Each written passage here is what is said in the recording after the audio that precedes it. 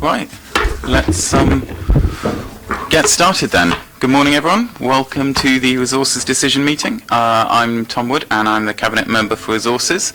I have some very exciting housekeeping information. If a continuous fire alarm sounds, please evacuate the room and the public gallery by the stairways. Do not attempt to use the lifts, and assemble in front of Queen Victoria's statue in front of the civic offices. In order to comply with the fire regulations, if you signed in, please remember to sign out when you leave the building so we don't endlessly search a burning building for you, because that would be bad.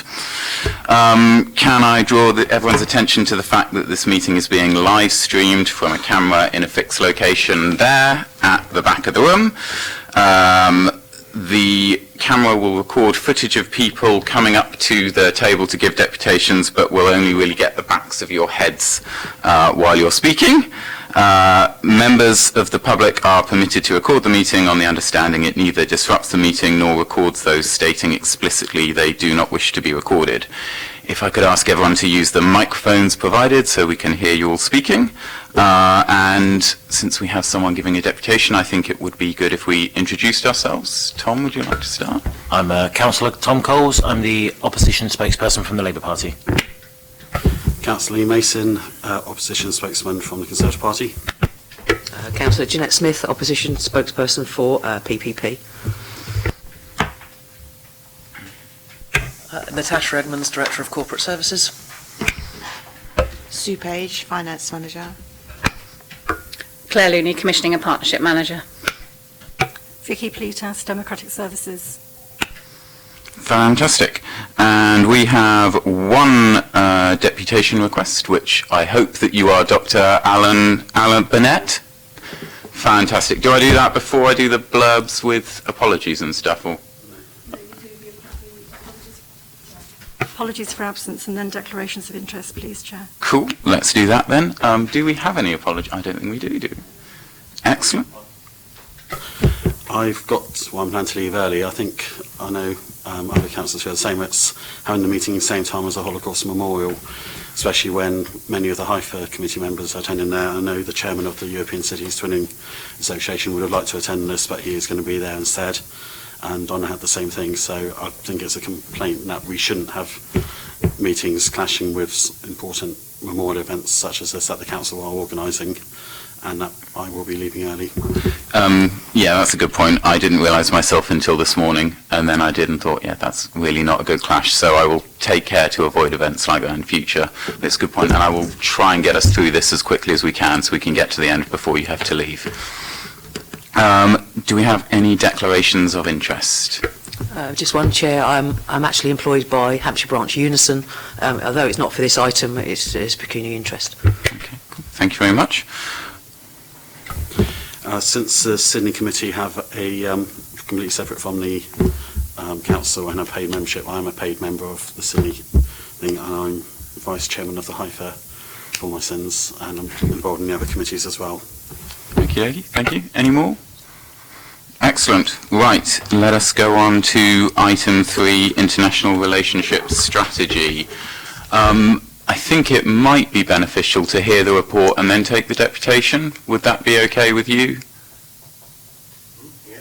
Fantastic. Okay. Could we have the officer's report, please? Councillor Wood, thank you very much. In summary, this report is seeking to recommend to members a new strategy for international relationships for the city for 2020 to 2025. The city has not had a previous overarching strategy, and it has been fair to say that we have a number of wide-ranging different types of relationships with different cities, and it was felt it was an opportune time, both with the changing position of the UK in terms of Brexit in Europe, and also as we've entered into 2020, which is the 70th anniversary of our longest-standing relationship with Duisburg, an opportune time to have a strategy which sat behind the relationships in order for members to be really clear what their purpose and role is and how they will be working to meet the City Council's aims overall.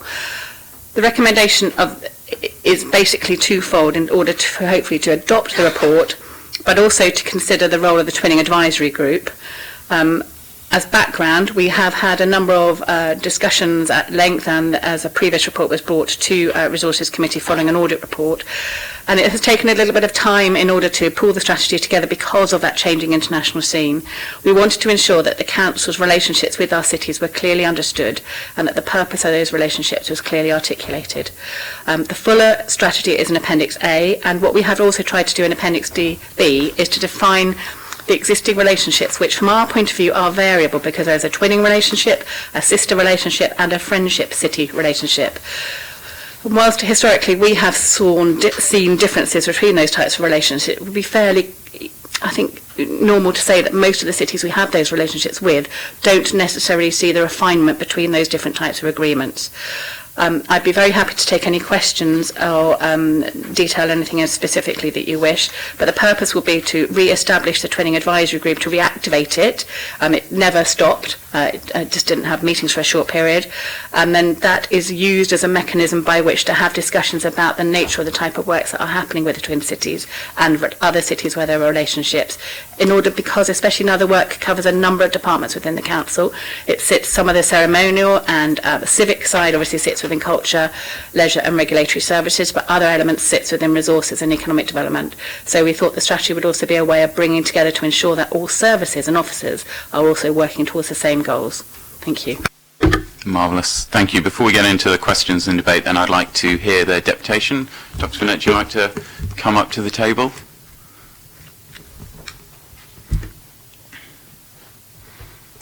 Fantastic. And you have 6 minutes, if that's okay.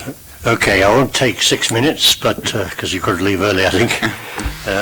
I thought I might be the only deputation, chair, members, because this isn't parking, this isn't pollution in the cities, the bread and butter issues that your constituents care very deeply about.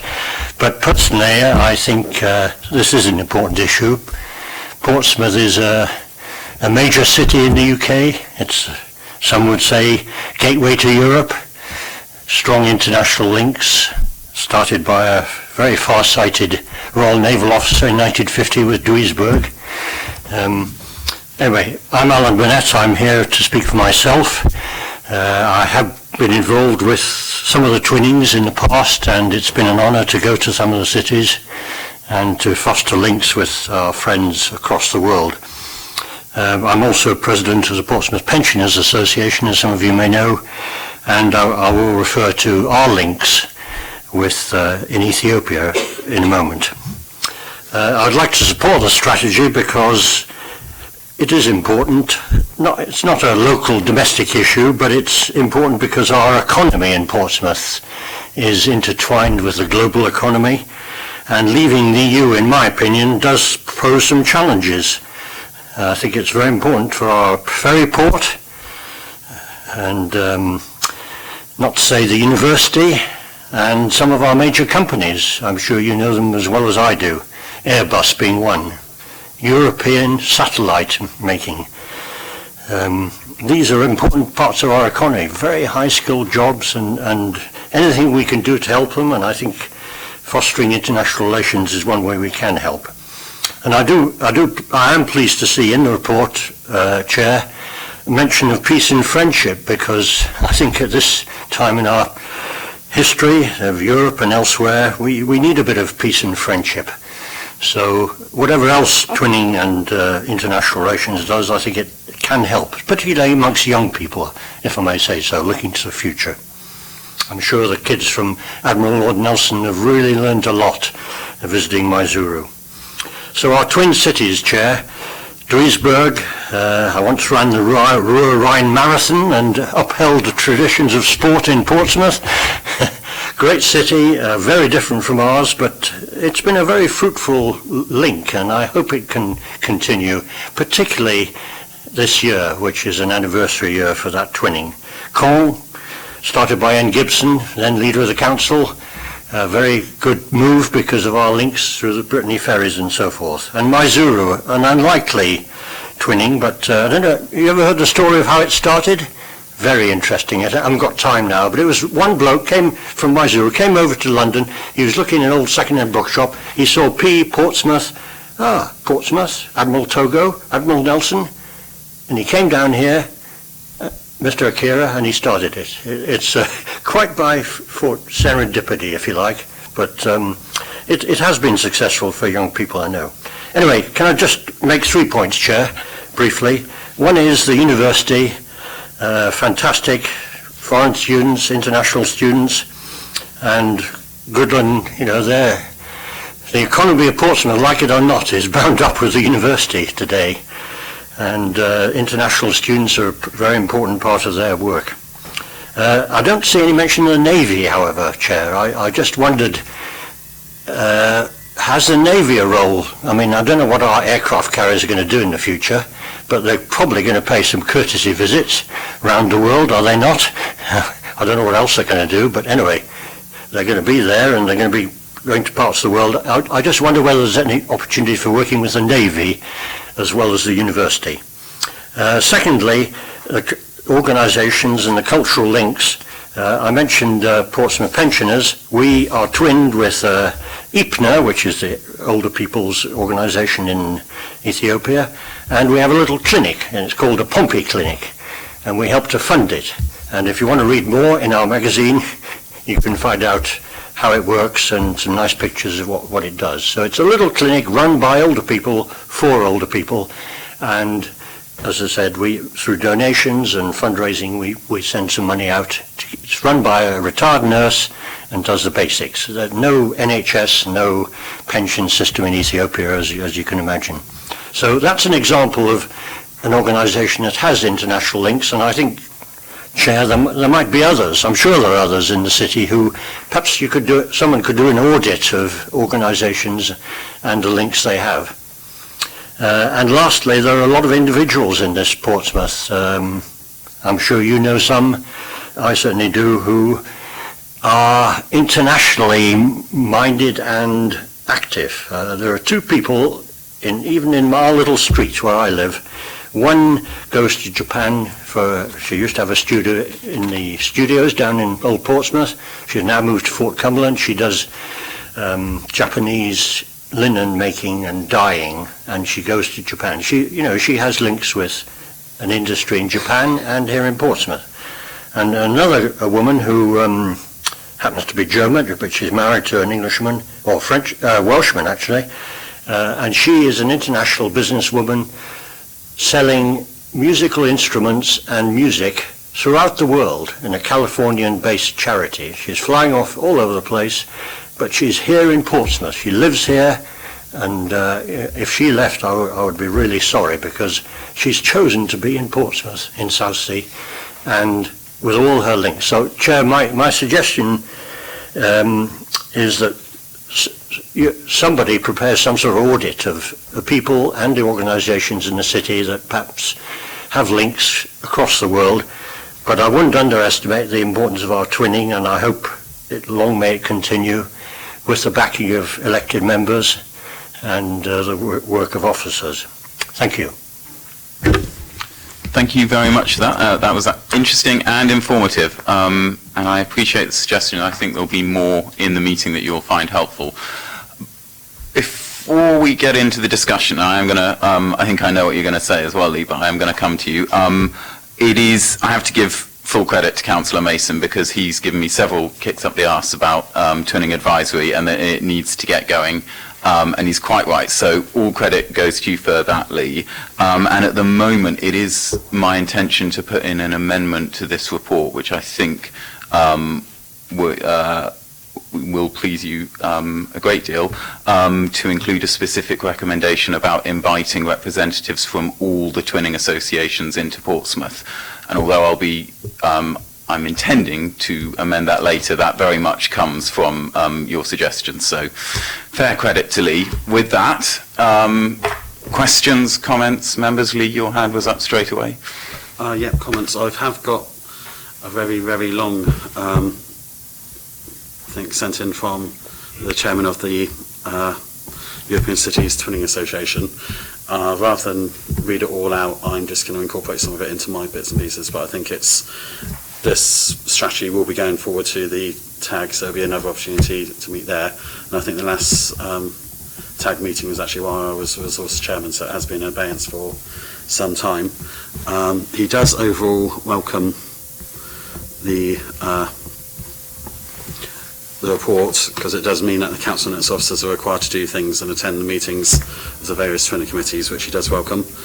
And as you would expect, the officers have to then ask for the money to be found to provide funding for anything the council is actually funding. But for the last few years, most of our twinning groups have been self-funding, and the Sydney twinning has always been self-funding. We have had a fair amount of twinning activity over the last few days. Friday night saw the European Cities Twinning Association have its start of its 70th anniversary year momentum, and it's also started the Friends of European Cities Twinning, which is a subscription group that people can pay £10 membership, £15 for a couple, and that's coming more in line with how the Sydney operate, so a way of bringing in funding. They only have formal meetings of the committee a year now, with most things being done by subcommittees, which does make it easier. So it also should be relatively easy to ensure that a council officer should always attend one of those 4 meetings. And we did have Sid Rapson there, who was talking about the early beginnings of the Duisburg link and how he went out there to visit it, and also how he'd been involved in the cart twinning, which was mentioned, and he said he had been taken along with it.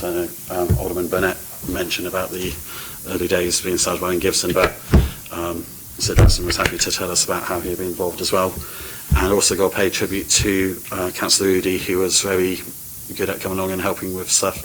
And since we had 106 people turn up and we only had fire regulations for 100 people in the Lord Mayor's Banqueting Suite, 6 of us had to be outside in the corridor, or in the kitchen, or somewhere outside all the time. So she did help with that in the kitchen with myself, and great to see her there. And yesterday we had the Sydney Portsmouth Britain Australia Day lunch, so we had 30 members attend that, and we managed to raise $600 for the give $600 to the Australian Red Cross, which I think is great as well. So twinning is active. If I go through chronological order, different bits and pieces in the report that I would like to raise issue with straight off. First one being page 7 of the main report, or page 1 of the 11 of the appendix. Got no mention of the Lakewood, Colorado link there at all. That isn't in abeyance. Last year when I was Lord Mayor, I had 2 members of their council staff come over and visit, and whilst I was Lord Mayor, and this year we had 40 members come across, stayed 2 nights, 3 days in Portsmouth, came to our fireworks. Councillor Ben Downing was very kind to host them at the fireworks. So, and they are planned to come either on a biannual or annual basis. So they really enjoyed their visit. For them, their twinning links come under their museums, libraries, parks, and culture. So they see it as very much a cultural thing for their and it was mostly the older persons, I got to admit, that came over. But the 40 of them really enjoyed it. We took them to the seafront. They've mostly been corresponding with Chairman of the European Cities Twinning Association, just because he's easiest to find online, and he's been sort of their main link for when they do come over. But they had a great time, so I don't think we can really say it's in abeyance later on, or that leaving it off the list there. Just trying to find where I've made notes. I was glad you mentioned about the history links of the Maizuru. There's a lot more in common than we think with Maizuru, and we have pictures downstairs of the crowd celebrating the Togo's heroes visiting Portsmouth in 1906 after their 1905 victory.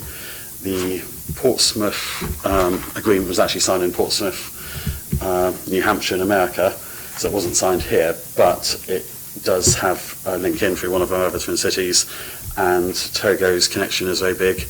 And modern day, we do have links there with the Royal Navy as well. So when I had visits from Royal Navy ships, I went on board with our visits from Japanese Imperial Navy ships and went on board with our Royal Navy. There was letters being exchanged. The ship came over with letters from Japan, which I think was very nice. I know in the past they've sent dolls over via the ships, and when I visited Maizuru, they were making a big point of it and very pleased to be welcoming our first Sea Lord to be going over there. So I think it's a naval interest in that area at the moment, and the Japanese are one of our strategic partners, so there is a tie-in with the twinning, a way of linking through into Maizuru and Portsmouth, so it is active there. Zhangzing, the date saying we're going to be celebrating their 10th anniversary in 2024 in one part of the report, and another part of the report was saying it was established in 2018. I've brought along my copy of the 12th of May 2017. So it did go forward with it's Hugh Mason and Yahya Chowdhury were the opposite numbers, and we discussed them, and also had the help from the UK Trade, one of the government bodies, and Great British Trade, and also the British Embassy in China, and of course Albert Choi and the Chinese Embassy here setting that up. And so it's the second city in China, but it does link a lot better with us because it's the home of the Chinese South China Fleet. It's a major trading port, and it's a lot more akin to Portsmouth. So I think we have a very great representation of the two cities. That Zhuhai is a very large city, and importantly placed strategically between Macau and Hong Kong. But Zhangzing is also very akin to us, very similar endeavours. I think it's the second largest port in China, and it does have a lot of links here to Portsmouth as well. So the two systems there. I know it was ratified in 2018, but we didn't get to ratify the Zhangzheng one until quite a few years later because we were taking on administration and never been tidied up. So hopefully at some point Sillet will be ratified, and I'm glad to see Sillet mentioned here, but it's the first time speaking to, I know of Councillor Coles as well, first time the Conservatives or Labour have actually had it brought before them in an official area. For twinning to be successful, it does need to cross party, so I think it would have been very useful if it had been brought to us beforehand or been involved in it rather than having it been signed off and this is the first chance. And I remember when we were going forward with the Chinese twinning, I had Aidan Gray kicking up huge fuss, and we took it through tag and we tried to make sure it could be cross party. So I would have reiterate that we would like to see it cross party because that's the way it makes it more stable, and I think it should be, and it shouldn't really be a huge political football to kick around. So I'm hoping that whilst it's already been signed and set up, it's going to be include us in future elements of it. We've also got the reference to Haifa. I think we need to look into the starting date of that originally, because on our council website it says, as Andrew Starr pointed out to me, it says it started in 1958, so it wouldn't be the 60th anniversary. So one of the dates is wrong. It's either on our website wrong, or it's in the report that's wrong. So I think if we can look into that and have it corrected and establish where it was. But I know a large group of the WYSIWYG ladies from the synagogue, they raised funds to buy a house, Portsmouth House in Haifa, and there's a strong links with the new Israeli state sending its naval officers to Portsmouth to be trained, and the lack of kosher hotels meant that a lot of them did end up staying in the local community, so that's how the link is established. But I don't want to sort of destroy Alderman Bentley's great oratory skills when he tells you the history of how Haifa was set up. So, conscious I spoke for quite a bit of time, so I'll just nip through if there's anything else that I had gleaming. Yeah, I know we're not limited to that. No, we're not limited. No, limited. No, I think I will. Please don't treat that as a challenge. No, I think because of today, I do want to get off and meet up with our Haifa committee members. I'm sort of going to leave it there with the idea that we can take this further at TAG, and there will also be opportunity. But I know Sid Rapson's been a keen supporter, and he's keen to bring forward stuff, and he will be down at the Holocaust Memorial. Andrew Starr has been, literally a star, been doing a lot of the twinning, not only of the European cities, but he's also been good for when we've had Japanese visitors, for helping with them, helping with the American visitors and different groups. And there's some sort of level of collaboration between turning. I think there is an interest still as well to get 106 members turn up and sell out event. And we could have sold far more tickets, but we were literally beyond the capacity for the room. Sydney 1 is going strong as well. We're talking about 2 new members joining that, and that has always been separate from the council. I think funding can be controversial at times, but the groups do fund themselves. They do fundraise, they do a lot of events. I know of old, the Khan Committee were down on the seafront trying to flog stuff at different events and raise the funds. Going across, I think, charging a membership for the Friends of, I think, is a great way forward because it has worked for the Sydney group. HIFO had its own share of dinners and formal events, so as we mentioned at the time, the Israeli embassy are happy to send people, but then we're concerned about the security issues. It's strange, I bumped into the Israeli ambassador in Gun Wharf walking around with his wife, as you do. Actually, I bumped into the Chinese embassy staff on the same day, so I was literally walking around with one group, bumped into the Chinese embassy staff in Gun Wharf, and they were popped down to do shopping, and then bumped into the Israeli ambassador with his wife and a few security members. So whilst they can't come to visit us officially, they can pop down and do the shopping.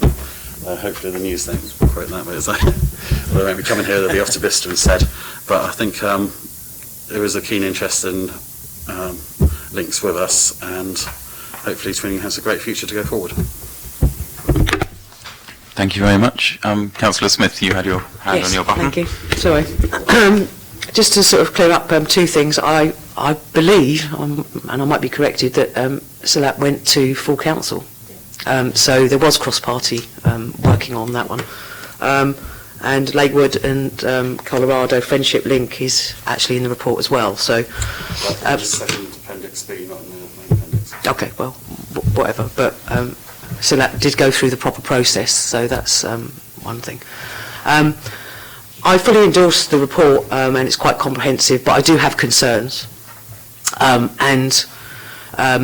The first concern is about the integrated impact assessment, and although C3, the economy part of it, is ticked, C2, the employment and opportunities to develop a skilled workforce, bearing in mind what Dr. Burnett said about in his deputation, is not ticked. So I'm a little bit confused why those 2 things don't go hand in hand. The major problem I have is resourcing and funding, because what we're expecting is, and this is a big piece of work, and it should be, as Dr. Burnett said, top of the agenda, because it promotes the city and economic development and everything else. But we're asking 2 people to do it. And so what is the funding from the civic centre to be able to facilitate all these twinnings, friendships, and when I was portfolio holder, that was one of the big issues that I had. And nowhere in the report does it say that money is going to be put by. Now, when I raised this with the administration when I was in the cabinet, they said they fully support it and they would address that issue. But they have not addressed that issue because it's not in the report. So where is the funding going to come from to increase the level of staffing in the centre to accommodate all this that needs to be done through this strategy, which we've all agreed is important, but not important enough to put funding with?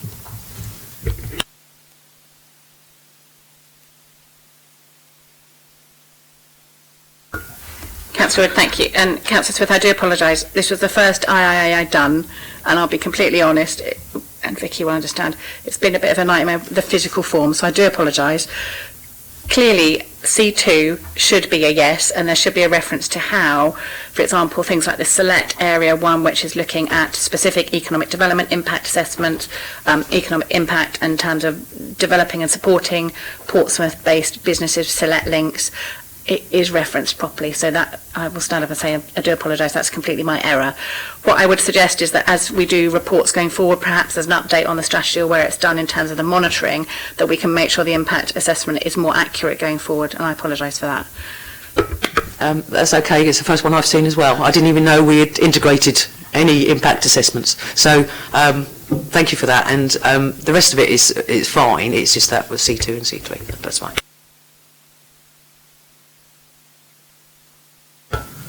Hello. Thanks. Most of what I was going to say has been covered. It's just with the sister cities, it seems, with the exception of Haifa and Sydney and the European ones, very concentrated in North America and East Asia. I was wondering if there was any scope to look at other places where we have maybe community group, ethnic groups in the city, where we could look at maybe links. Say with there's quite a few Nigerians in the city. We could look at maybe somewhere there. There's quite a few Kurdish people. Maybe we could look at somewhere like Erbil. Just wanted to mention that.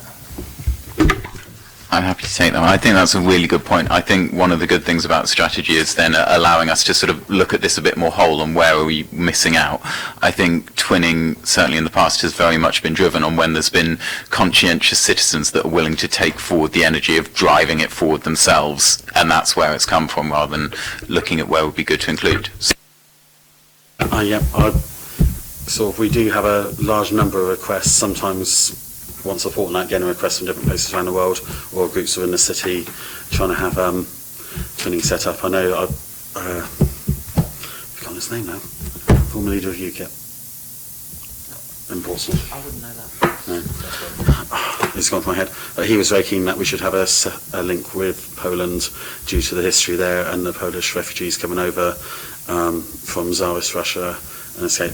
There is a long link there, but the trouble is the resourcing of it, and it has to be how it's funded. Hugh Mason, when he was cabinet member, did withdraw the funding from twinning. Whilst I funded items in twinning, I was very loath to put anything back in because it becomes an easy target when it gets the budget, so as we're aware, back and forward. And I do remember one person who I won't name going searching, trying to find out what the funding was so he could hack it, and he was very upset to find it wasn't there. So I think it shouldn't become a political football. We have been funding stuff going forward ad hoc.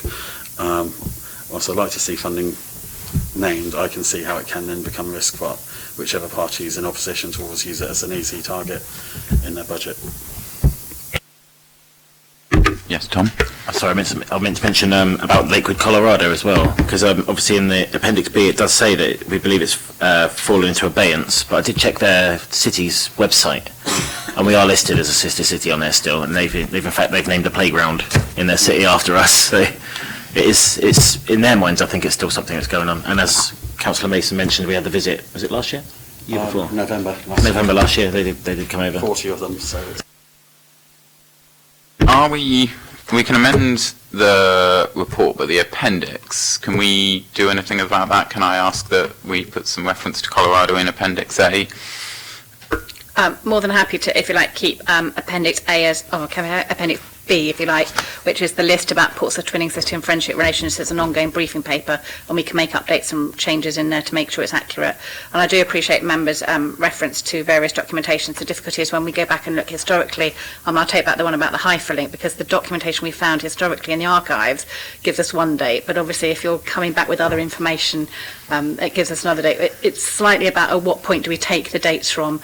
Lakewood, Colorado, I can only apologise. I must have been having a moment because I was there in November when all the people were there, so I really don't understand why I haven't referenced it differently. So I can only put that down to perhaps a slightly senior moment, so I do apologise. I'll get that one accurate, and we can make sure they're updated regularly. Fantastic. That's good. I'm just checking through my notes from everything I've said. Anything further from opposition members? Lee? I think just with the dates it can be quite difficult because there's the date as in when the MOU is signed, like the date is 2017 with China, and then we tend to have a date where it's gone through TAG and a date when it goes in for ratification by full council. So I think we can get, but if we go with the earliest dates possibly best where something has been signed.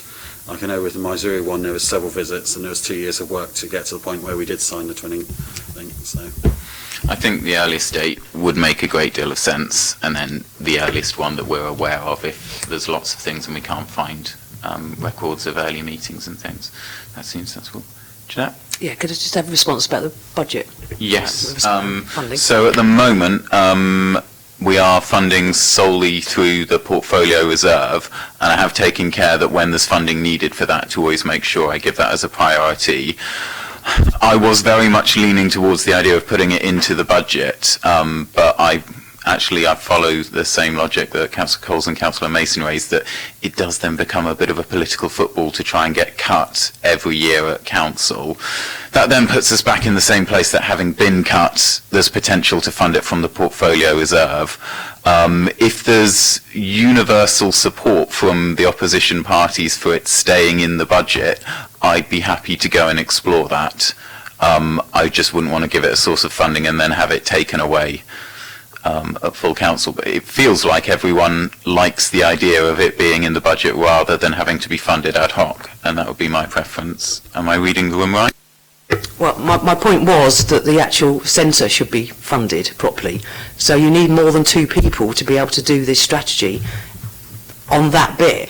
This is a bolt-on to other people's jobs in the events team, near enough. And if you want to take this strategy seriously enough, I think you need a line in the budget that increases that team. My view is this is more about a way that we do stuff rather than what we do, but I take the point that anything that comes with requests for how to do something can need to act as a resource, so I will look at that and I'll talk to my colleagues with the budget coming up.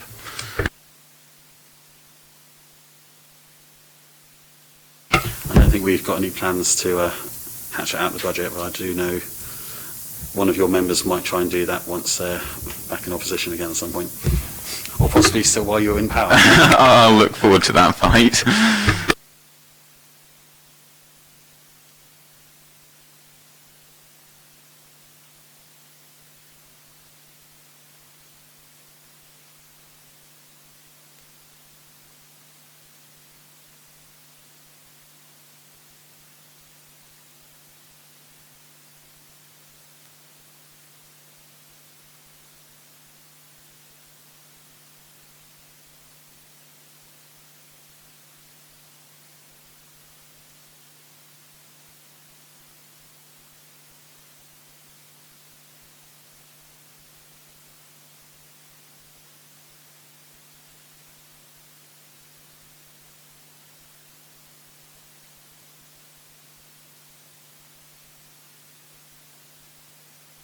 My mic's not on. When I looked at the report going to Cabinet on Friday, we have a proposal about twinning with the Falkland Islands. And that did get me thinking that the one thing the strategy is lacking, and come back on this if you've got any views on it, is that it doesn't, as was mentioned, it's very focused on the economic benefits, which is important and that's good, but it doesn't actually have any provision for simply somewhere where we have a really strong historical link to that place. And I think that has always been a key part of twinning. So I would like to have an amendment to the strategy to ensure that requests for new relationships can also be established if they reflect a significant historical relationship which might already exist with the city of Portsmouth. I think that's appropriate because that's very much what twinning is all about, that there are places around the world that we have a connection to already and we might want to reflect that, whether that's through the Royal Navy or other historical links. Do you guys want to speak on that before I? Fantastic. So subject to those 2 amendments, I'd like to then agree the officer's recommendations.